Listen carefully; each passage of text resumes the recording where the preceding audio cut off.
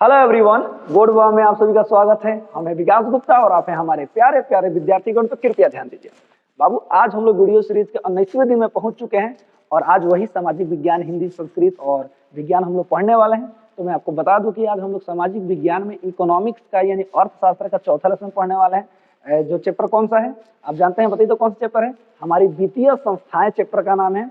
Okay, और हिंदी में काव्य खंड चल रहा है, तो काव्य खंड का 7वां लेसन होने वाला है हिरोशिमा। और संस्कृत में आज कारक पूरी तरह से खत्म हो जाएगा, ठीक है। और विज्ञान समिति पर से आप लोग पढ़ ही रहे हैं कि ना। चलिए शुरू करते हैं, और किसी का आंसर मालूम हो तो अभी जरूर बताइए बाबू, ठीक है। चलिए, तो सामाजिक विज्ञान, इकोनॉमिक्स का चौथा लेसन और शास्त्र का चौथा लेसन, हमारी वित्तीय संस्थाएं। चलिए ध्यान दीजिएगा एक एक ऑब्जेक्टिव पे। पहला क्वेश्चन बाबू, भारत में सहकारिता आंदोलन का प्रारंभ कब हुआ? भारत में सहकारिता आंदोलन का प्रारंभ कब हुआ था? तो याद रखिएगा 1904 में हुआ था। ऑप्शन नंबर ए हो जाएगा, ठीक है।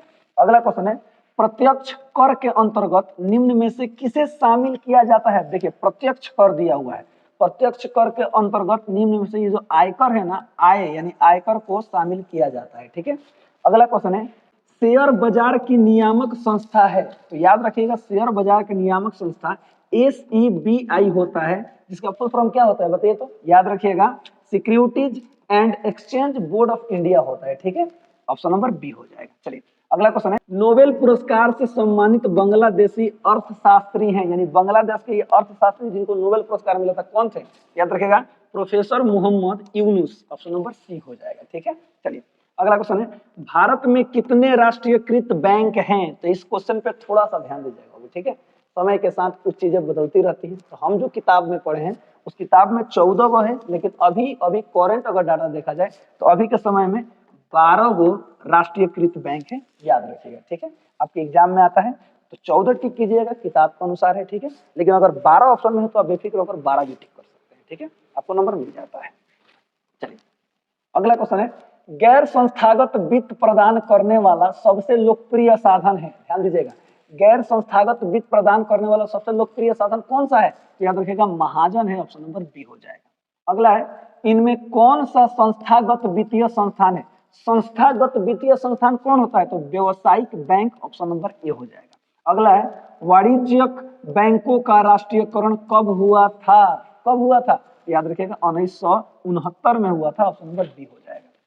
अगला क्वेश्चन है बाबू, भारत में करेंसी नोट कौन जारी करता है? कौन जारी करता है? तो reserve bank of India RBI करती है। ऑप्शन नंबर सी हो जाएगा। अगला है, भारतीय मुद्रा बाजार में किस प्रकार के ऋणों का लेन देन होता है? किस प्रकार के कर्ज का लेन देन होता है? तो याद रखिएगा अल्पकाल। ऑप्शन नंबर ए हो जाएगा। चलिए अगला क्वेश्चन है, निम्नलिखित में कौन सा संस्थान भारत में मुद्रा जारी करने के लिए अधिकृत है? कौन सा संस्थान है जो भारत में मुद्रा जारी करने के लिए अधिकृत है? तो याद रखिएगा reserve bank of India RBI। Option number A हो जाएगा। अगला क्वेश्चन है, दीर्घकालीन ऋण प्रदान करने वाली संस्था कौन सी है? कौन सी है? तो भूमि विकास बैंक। ऑप्शन नंबर बी हो जाएगा।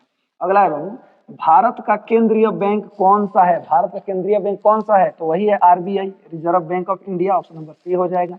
अगला है, भारत में 1 रुपया का नोट कौन जारी करता है? भारत में 1 रुपया का नोट कौन जारी करता है? तो याद रखिएगा वित्त विभाग करता है। ऑप्शन नंबर सी हो जाएगा, ठीक है। यहाँ पर भारतीय रिजर्व बैंक ऑफ इंडिया मत टिक कीजिए। चलिए अगला क्वेश्चन है, राज्य वित्त आयोग का गठन किया जाता है। जी, राज्य वित्त आयोग का गठन किया जाता है कहाँ, किस लिए? तो याद रखिएगा पंचायतों की वित्तीय स्थिति के पुनरावलोकन हेतु। जी बिल्कुल, ऑप्शन नंबर ए हो जाएगा। पंचायतों की वित्तीय स्थिति के पुनरावलोकन हेतु राज्य वित्त आयोग का गठन किया जाता है, ठीक है। चलिए अगला क्वेश्चन है, कृषि तथा ग्रामीण विकास के पुनर्वित्त करने वाली शीर्ष संस्था कौन है? कौन है? तो याद रखिएगा नाबार्ड है। ऑप्शन नंबर बी हो जाएगा। चलिए अगला है, सहकारिता साख समिति कानून कब पारित हुआ था? कब पारित हुआ था? तो 1904 में हुआ था। ऑप्शन नंबर बी हो जाएगा। अगला है बाबू, ग्रामीण बैंक के संस्थापक कौन है? ग्रामीण बैंक के संस्थापक कौन है? तो याद रखिएगा प्रोफेसर मोहम्मद यूनुस। इन्हीं को नोबेल पुरस्कार मिला था अर्थशास्त्र की दुनिया में, ठीक है। चलिए जो कहाँ के हैं? बांग्लादेशी है। अगला क्वेश्चन है, रिजर्व बैंक ऑफ इंडिया की स्थापना कब हुई थी? यानी RBI की स्थापना कब? 35 में हुई थी, यानी 1935। ऑप्शन नंबर बी हो जाएगा, ठीक है, याद रखिएगा। अगला क्वेश्चन है, भारत की वित्तीय राजधानी किस शहर को कहा जाता है? किसको कहा जाता है? तो मुंबई को कहा जाता है। ऑप्शन नंबर ए हो जाएगा। अगला है, बिहार में पहला क्षेत्रीय ग्रामीण बैंक कब स्थापित हुआ था? कब स्थापित हुआ था? तो 1976 में हुआ था। ऑप्शन नंबर सी हो जाएगा। अगला है, केंद्रीय सहकारी बैंक किस स्तर पर काम करता है? किस स्तर पर काम करता है? तो जिला स्तर पर काम करता है। ऑप्शन नंबर बी हो जाएगा। अगला है, प्राथमिक कृषि साख समिति कृषकों को किस प्रकार का ऋण प्रदान करती है? किस प्रकार का? तो अल्पकालीन ऋण प्रदान करती है। ऑप्शन नंबर ए हो जाएगा। चलिए अगला क्वेश्चन है, सहकारिता प्रांतीय सरकारों का हस्तांतरण योग्य विषय कब बनी थी? तो याद रखिएगा 1919 में बनी थी। ऑप्शन नंबर बी हो जाएगा।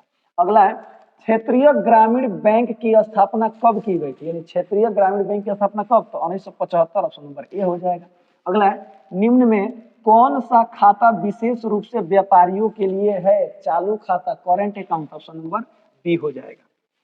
अगला, भारत में मौद्रिक नीति का निर्धारण कौन करता है? भारत में मौद्रिक नीति का निर्धारण कौन करता है? तो भारतीय reserve bank of India. Option number C RBI करती है। ठीक है। अगला क्वेश्चन है, निम्न में से कौन पूंजी बाजार का अंग है? पूंजी बाजार का अंग कौन है? तो ध्यान दीजिएगा, प्रतिभूति बाजार ये भी है, औद्योगिक बाजार ये भी है, विकास वित्त संस्थाएं ये भी है। तो ऑप्शन नंबर डी हो जाएगा इनमें से सभी। चलिए अगला क्वेश्चन है, व्यापारिक बैंक का एजेंसी कार्य क्या है? व्यापारिक बैंक का एजेंसी कार्य क्या है? तो सिंपल है, प्रतिभूतियों का क्रय विक्रय करना। ऑप्शन नंबर बी हो जाएगा। ठीक है।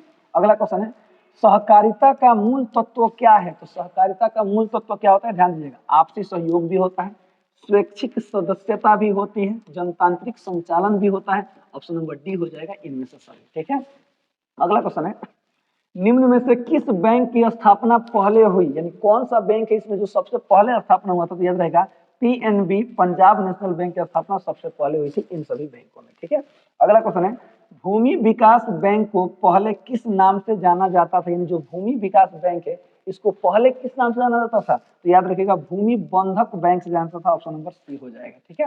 चलिए अगला क्वेश्चन है, सूक्ष्म वित्तीय संस्थाओं की शुरुआत किस देश से हुई थी? किस देश से हुई थी? तो बांग्लादेश से हुई थी। ऑप्शन नंबर सी हो जाएगा। ठीक है। चलिए अगला, अब हिंदी है, तो हिंदी का 7 वाले हम लोग करने वाले हैं हिरोशिमा। सचिदानंद हीरानंद वात्स्यायन अज्ञेय जी का लिखा हुआ एक कविता है। ठीक है। चलिए तो देखिए पहला क्वेश्चन है, दुर्दांत मानवीय विभीषिका का चित्रण करने वाली कविता है कौन है? तो हिरोशिमा है। ऑप्शन नंबर सी हो जाएगा। अगला है बाबू, हिंदी कविता में प्रयोगवाद का सूत्रपात किया किन्होंने किया था? तो अज्ञेय जी ने किया था। अज्ञेय जी का पूरा नाम क्या है बताइए? तो सचिदानंद हीरानंद वात्स्यायन अज्ञेय जी है। ठीक है। चलिए अगला क्वेश्चन है, द्वितीय विश्व युद्ध में परमाणु बम डैश डैश डैश पर गिराया गया था? तो जापान पर गिराया गया था। तो ऑप्शन नंबर ए हो जाएगा, जापान के हिरोशिमा। तो हिरोशिमा जगह का नाम है जो जापान में है। ठीक है। चलिए अगला क्वेश्चन है, अज्ञेय का पूरा नाम देख लीजिए, सचिदानंद हीरानंद वात्स्यायन अज्ञेय। ठीक है।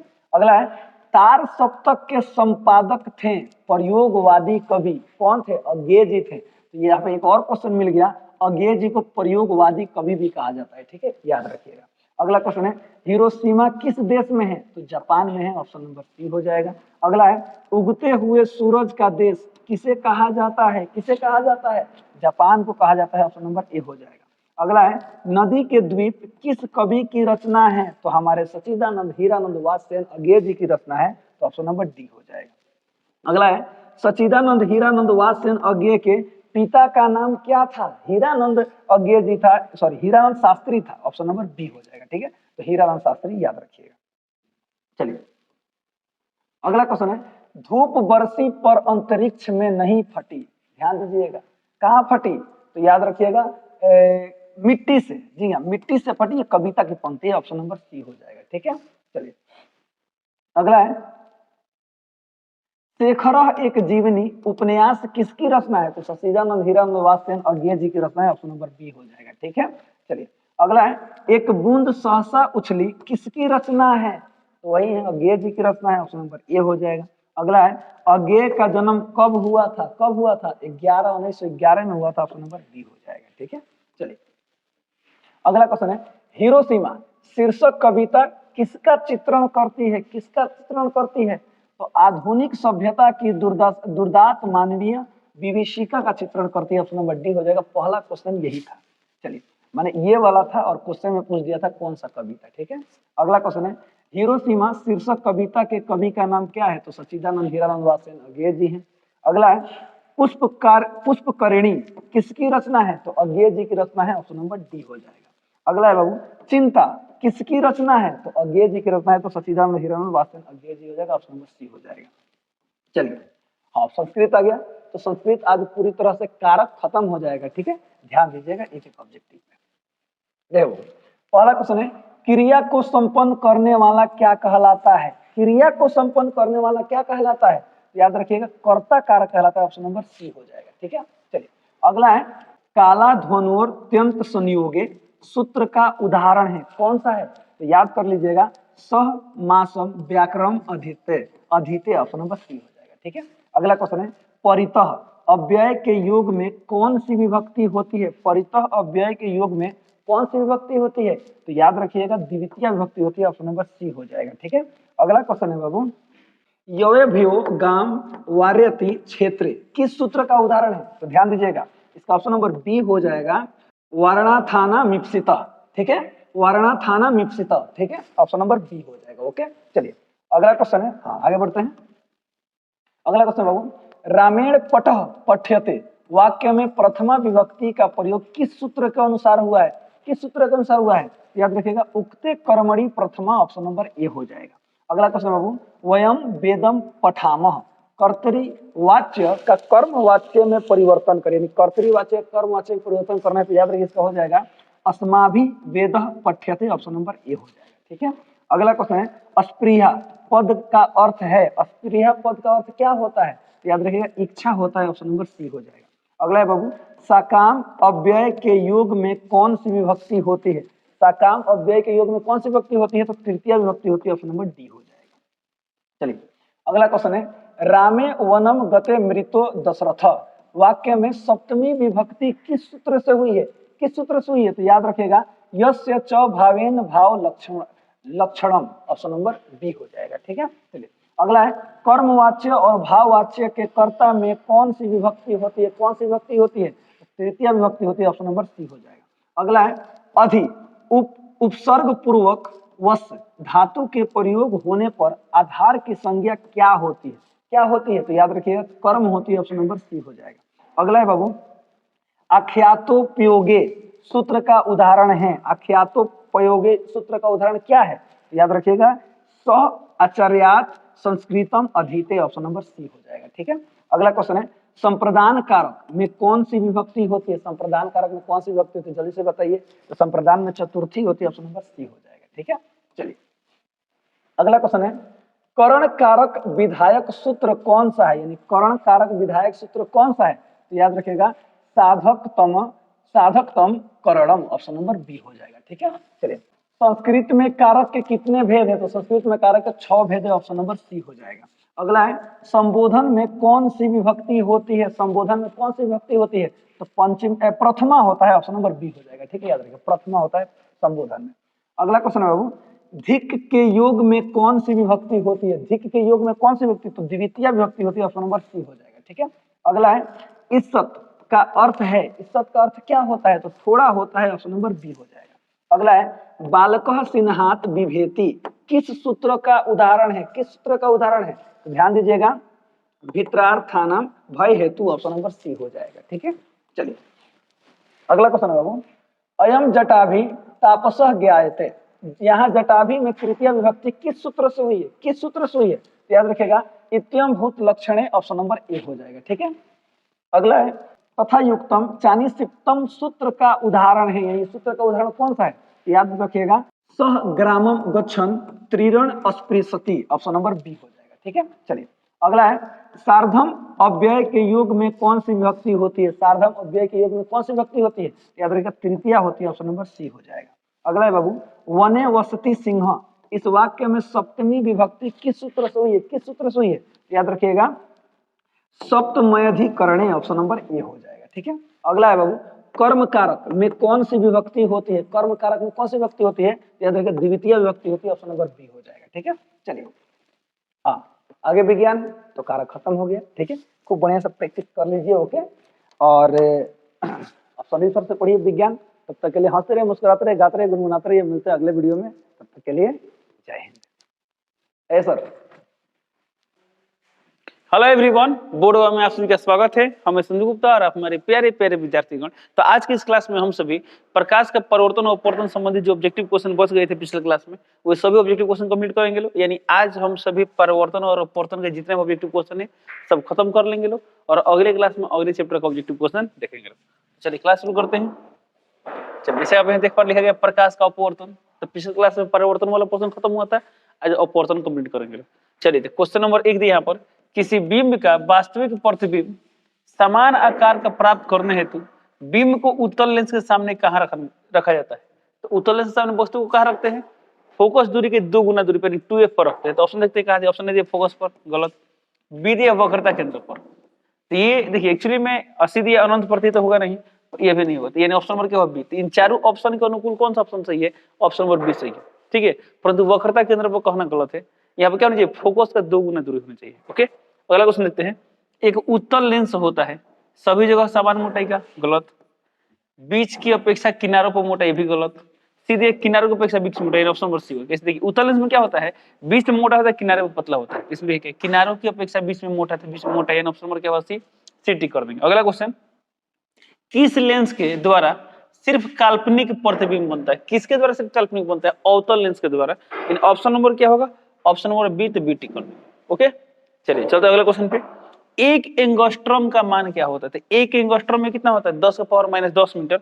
इन ऑप्शन नंबर होगा ए, टिक कर देंगे। अगला क्वेश्चन, अगला क्वेश्चन यहाँ पर, निर्वात में प्रकाश की चाल क्या होती है? कितनी होती है? तो 3 × 10⁸ मीटर पर सेकेंड, ओके। बट यदि सेंटीमीटर में दिया होता है कितना होगा? 3 × 10⁻10 सेंटीमीटर पर सेकेंड। किलोमीटर में पूछे तो क्या होगा? 3 × 10⁵ किलोमीटर पर सेकेंड। तो जब भी ऐसा क्वेश्चन है तो ध्यान से ऑप्शन पढ़ के टिक करेंगे, ओके। तो पहले 3 × 10⁸ मीटर पर सेकेंड, ये जरूर देख लेंगे। ऑप्शन नंबर क्या होगा? ए, तो ए टिक कर देंगे। कभी कभी क्या करेगा, ये दे देगा, ये तीनों लिख देगा, डी देगा, इनमें से सभी देगा, टिक करना पड़ेगा, इनमें से सभी टिक करना पड़ेगा, ओके। चलिए चलते अगले क्वेश्चन पे। एक उत्तल लेंस की फोकस दूरी 20 सेंटीमीटर है, इसकी क्षमता क्या? देखिए उत्तल लेंस की फोकस दूरी है 20, क्षमता निकालना तब फॉर्मूला पड़े आप उससे निकाल सकते हैं लोग। और क्षमता सब किस में? डायप्टर में। तो क्षमता डायप्टर में कब आएगी? जब फोकस दूरी मीटर में हो। तो फोकस दूरी को हम शॉर्ट में लिखते हैं एफ, एफ का मान कर दिया 20 सेंटीमीटर। उत्तल लेंस की फोकस दूरी प्लस में तो माइनस में, प्लस में इसलिए किस में लिए? प्लस में लिए। अब बताते क्षमता निकालना है ना, तो इस फोकस दूरी को मीटर में बदलना पड़ेगा, तभी जाके आंसर डायप्टर में आएगा। तो 20/100 सेंटीमीटर से मीटर कैसे बदलते हैं? 100 से भाग करते हैं। तो कितना है यहाँ पर? 1/5 मीटर, ओके। अब निकालना क्या है? पावर। तो पी का फॉर्मूला क्या होता है? 1/f। तो 1/f, 1/f, एफ का मान कितना है? 1/5। ये 5 ऊपर आएगा तो आ गया 5 डायप्टर। तो Hindi 5 diopter option number C में है, तो क्या टिक करेंगे? ऑप्शन नंबर सी टिक कर देंगे। अगला क्वेश्चन, कौन सा लेंस अपसारी लेंस भी कहलाता है? अपसारी लेंस किसे कहते हैं? अवतल लेंस को कहते हैं। इन ऑप्शन नंबर ए होगा। अगला क्वेश्चन, निम्न में किस माध्यम में प्रकाश की चाल अधिकतम होती है? ऑप्शन ए दिया हवा, बी दिया है जल, सी दिया है शीशा, डी दिया है हीरा। तीन चारों में किस में चाल ज्यादा होगा? हवा में होगा। ऑप्शन नंबर क्या होगा? ए, टिक कर देंगे। अगला क्वेश्चन, निम्नलिखित में से किसका अपवर्तनांक सबसे अधिक है? ऑप्शन ए वायु, बी बर्फ, सी कांच, डी हीरा। तो ऑप्शन नंबर क्या होगा? डी, टिक कर देंगे। हीरा का अपवर्तनांक क्या होगा? सबसे अधिक होगा। कितना होता है इसका मान? 2.42। अगला क्वेश्चन देखते हैं, हीरे का अपवर्तन कितना होता है? 2.42 होता है। अगला क्वेश्चन, निम्नलिखित में से कौन लेंस का आवर्धन है? यानी लेंस का आवर्धन तो याद कीजिए, एम का फॉर्मूला क्या पढ़ते लोग? तो दर्पण के केस में -v/u होता है, और लेंस के केस में क्या होता है? v/u। तो v/u, तो ऑप्शन नंबर क्या होगा? ऑप्शन नंबर डी, टिक कर देंगे। अगला क्वेश्चन, वायु में प्रकाश की चाल निर्वात की अपेक्षा क्या होती है? तो वायु में प्रकाश चाल निर्वात की अपेक्षा क्या होती है? कम होती है। इन ऑप्शन नंबर क्या होगा? ए, टिक कर देंगे। अगला क्वेश्चन, प्रकाश की चाल विभिन्न माध्यमों में समान होती है, गलत। विधि भिन्न भिन्न होती है, तो ऑप्शन नंबर क्या होगा? बी सही होगा, बी टिक कर देंगे। अगला क्वेश्चन, तालाब का जल कम गहरा दिखाई देने का कारण क्या है? तो जब तालाब का जल कम गहराई से क्या होता है? वास्तविक गहराई ज्यादा होता है, हमें जो गहराई प्रतीत होता है आभासी गहराई होता है, जो क्या होता है? कम होता है। तो ऐसा क्यों होता है? अपवर्तन का ऑप्शन नंबर क्या होगा? सी टिक कर देंगे। अगला क्वेश्चन, लेंस के मुख्य फोकस की संख्या कितनी है? कितना होता है फोकस? 2 होता है। ऑप्शन नंबर क्या होगा? ए, टिक कर देंगे। अगला क्वेश्चन देखते हैं। अगला क्वेश्चन यहाँ पर, अवतल लेंस का आवर्धन, अब ये फिर आगे लेंस का आवर्धन, तो एम का फॉर्मूला क्या होता है? v/u। इन ऑप्शन नंबर क्या होगा? डी, टिक कर देंगे। अगला क्वेश्चन, निम्नलिखित में किस लेंस को अभिसारी लेंस कहते हैं? अभिसारी लेंस किसे कहते हैं? उत्तल लेंस को कहते हैं। ऑप्शन नंबर क्या होगा? ए, टिक कर देंगे। निम्न में से कौन सा पदार्थ लेंस बनाने के लिए प्रयुक्त नहीं किया जा सकता है? ऑप्शन ए जल, बी कांच, सी प्लास्टिक, डी मिट्टी। तो इसका ऑप्शन नंबर डी होगा मिट्टी। मिट्टी क्या एक अपारदर्शी माध्यम है, तो ऑप्शन नंबर क्या टिक कर देंगे? डी टिक कर देंगे। अगला क्वेश्चन, उत्तल लेंस द्वारा आवर्धित काल्पनिक प्रतिबिंब तब बनता है, उत्तल लेंस द्वारा आवर्धित काल्पनिक प्रतिबिंब तब बनता है जब वस्तु कहाँ रखती है? तो उत्तल लेंस द्वारा आवर्धित काल्पनिक प्रतिबिंब मात्र एक केस में बनता है। कौन सा केस में? जब वस्तु प्रकाशीय केंद्र और फोकस के बीच हो, यानी लेंस और फोकस के बीच हो। यानी ऑप्शन नंबर क्या होगा? ऑप्शन नंबर बी, फोकस और लेंस के बीच। अगला क्वेश्चन देखते हैं, निम्नलिखित में से किसी वस्तु का वास्तविक प्रतिबिंब कौन बना सकता है? वस्तु का वास्तविक प्रतिबिंब कौन बना सकता है? ऑप्शन ए कांच का पट्टिका, गलत। बी उत्तल लेंस, तो उत्तल लेंस तो वास्तविक बना सकता है। सी अवतल लेंस से भी गलत है। ऑप्शन नंबर क्या होगा? बी, बीटी कर देंगे। उत्तल लेंस वस्तु का वास्तविक प्रतिबिंब बना सकता है। अगला क्वेश्चन देखते हैं, किसी बिंदु वस्तु से निकलकर किरणें किसी लेंस से अपवर्तित होकर जिस बिंदु पर मिलती है उसे क्या कहते हैं? अब देखिए, किसी बिंदु वस्तु किसी वस्तु से निकलकर किरणें अपवर्तन के बाद जिस बिंदु पर मिलती है उसे क्या बोलते हैं? प्रतिबिंब बोलते हैं। यानी ऑप्शन नंबर क्या होगा? ऑप्शन नंबर बी, बीटी कर देंगे। अगला क्वेश्चन, फोटोग्राफी कैमरा का अभिदृश्यक होता है, कैसा होता है? उत्तल लेंस का होता है। ऑप्शन नंबर क्या होगा? सी, से टिक कर देंगे। अगला क्वेश्चन, किसी गोलीय दर्पण तथा किसी पतले गोलीय लेंस दोनों का फोकस दूरी किसमें है? दोनों का फोकस दूरी -15 सेंटीमीटर है। दर्पण और लेंस संभवतः क्या है? अब दर्पण और लेंस का प्रकृति बताना है और दोनों का फोकस दूरी दिया है, तो बता दे। देखिए, जो फोकस दूरी चिन्ह देखो बताएंगे, तो चिन्ह परिपाटी पढ़े थे, तो चिन्ह परिपाटी के अनुसार किस लेंस का फोकस दूरी माइनस में होता है, किस दर्पण का फोकस दूरी माइनस में होता है? तो यदि दोनों के दोनों अवतल क्या होते हैं? अवतल दर्पण हो या अवतल लेंस हो, अवतल दर्पण हो या अवतल लेंस हो, दोनों का फोकस दूरी क्या होता है? ऋणात्मक होता है। और आपको बता दें, चिन्ह परिपाटी नहीं बदलता है, बस एक जगह परिवर्तन होता है। वो क्या होता है? प्रतिबिंब दूरी में। किसमें होता है? प्रतिबिंब दूरी में। बता दें आपको, देखिए, चाहे दर्पण वाला पढ़े या लेंस वाला पढ़े, जब हम चिन्ह परिपाटी पढ़े थे ना, तो याद इसमें पढ़े थे अवतल दर्पण की फोकस दूरी माइनस में होती है, तो अवतल लेंस का फोकस दूरी माइनस में होगा। सब चीज सेम चल रहा है, सिर्फ एक जगह बदलता है, वो क्या होता है? भी। तो बताइए, चिन्ह परिपाटी के अनुसार प्रतिबिंब दूरी प्लस में होता है या माइनस में होता है? तो प्रतिबिंब दूरी प्लस में भी हो सकता है, माइनस में हो सकता है। यहाँ तक सही है। लेकिन जब दर्पण में प्लस में कब होता है? जब प्रतिबिंब के साथ होता है आभासी। अरे माइनस में कब होगा? जब प्रतिबिंब कैसा होगा? वास्तविक। ये किसकी बात कर रहे हैं? दर्पण की बात कर रहे हैं, परावर्तन वाला बात कर रहे हैं। लेकिन जब ये लेंस में आएगा तो लेंस में भी क्या होगा? प्लस माइनस दोनों रहेगा।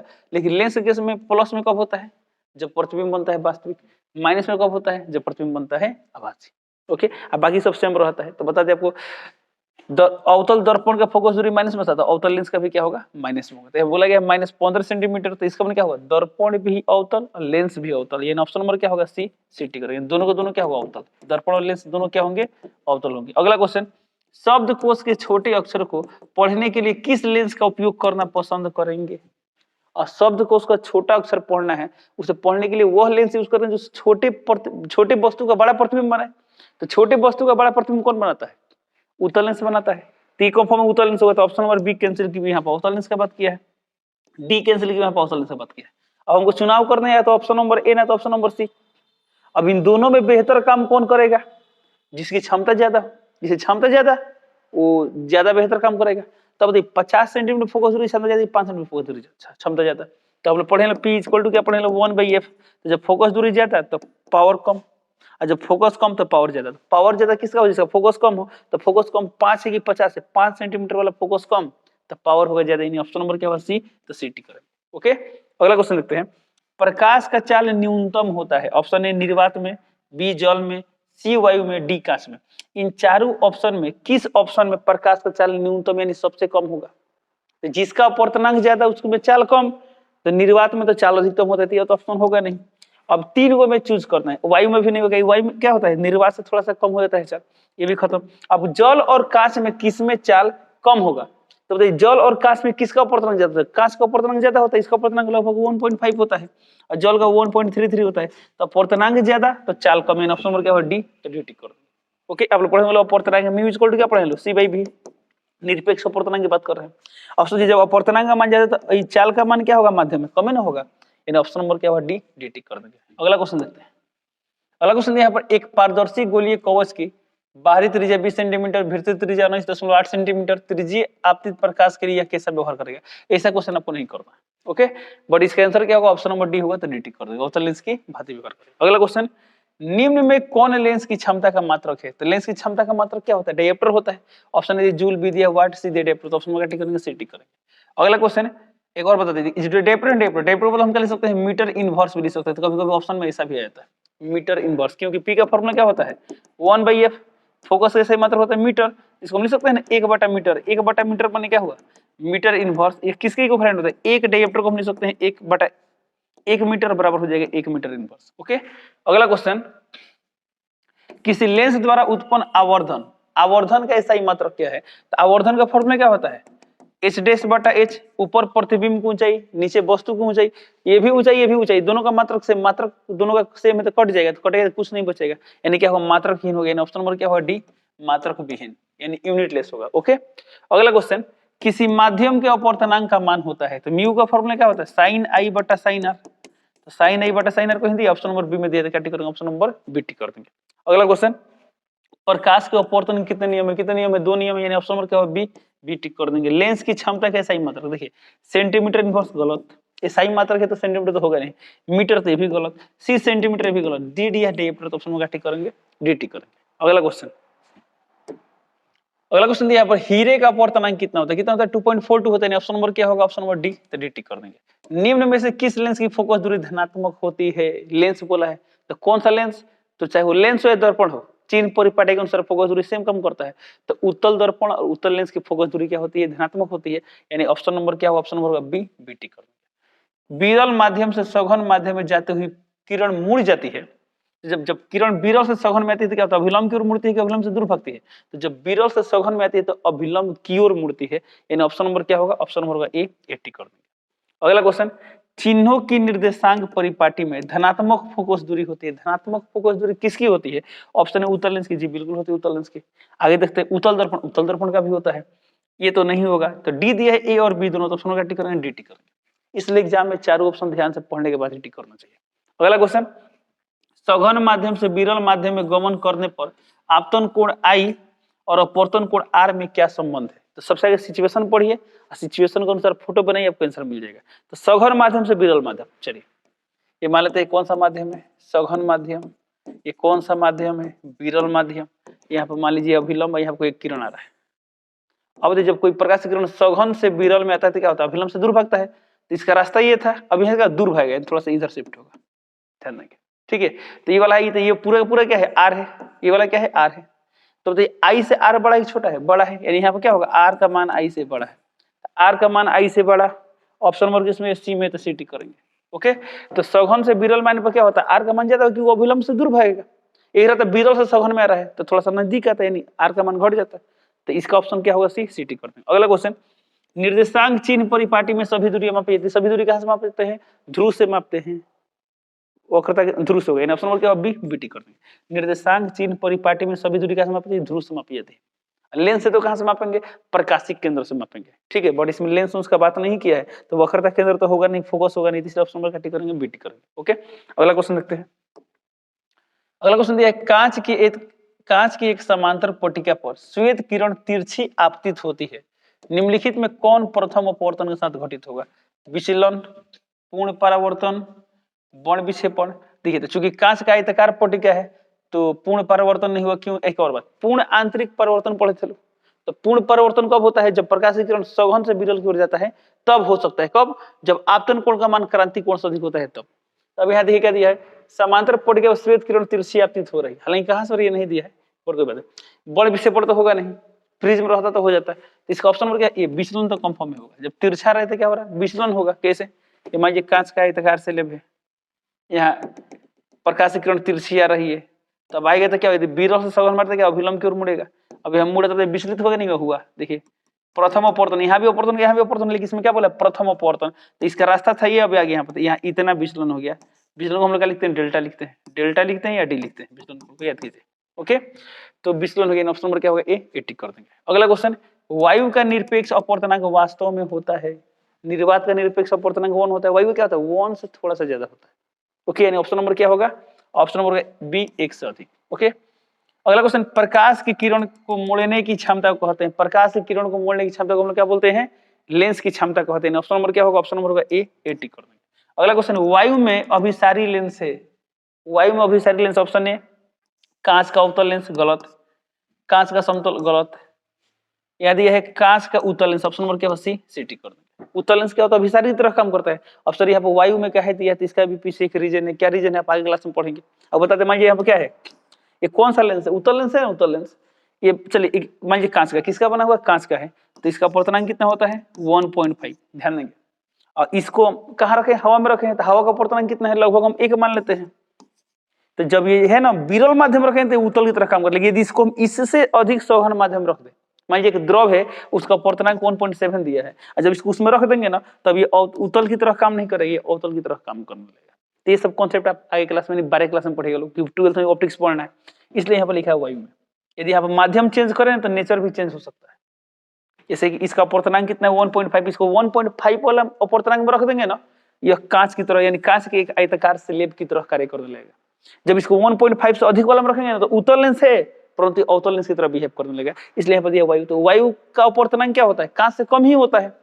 वायु में अभिसारी लेंस है और सब में कांच का बात किया है, तो कांच क्या है, सघन है, तो इसका अस्तित्व ज्यादा होगा, यानी उत्तल लेंस ही होगा। ऑप्शन नंबर क्या सी टिक कर देंगे। अगला क्वेश्चन देखते हैं, निम्नलिखित में से किसका अपवर्तनांक सबसे कम है।